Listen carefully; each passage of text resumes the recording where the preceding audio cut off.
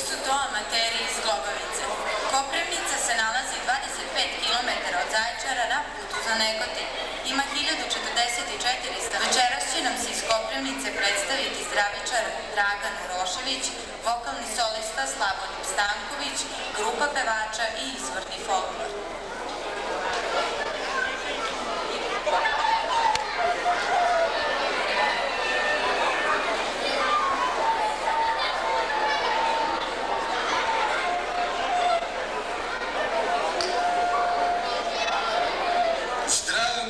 Domaćine i zdravo nas dočekao.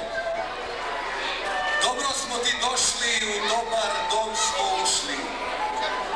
Dobro ti u kući bilo, u stajama i torovima, da ti se iljade jagnjići, bilići, raslići, telići.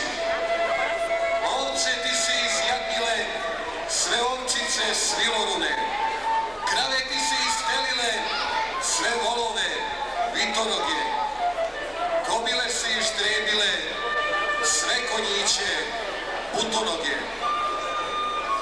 Svaka te sreća na putu pratila i sve ti se po dobru poznalo tokom cele godine domaćine. Iz ruku ti kapalo i po zemlji padalo, sa neba ti plodilo i u zemlji rodilo. Svaka srećna reč koja iz tvojih usta istekla, kod Gospoda Boga se stekla i ne porekla. Nikad se ne omrzli ni ponizili, nego se stalno Bogu molili i čistu dušu pred njega doneli.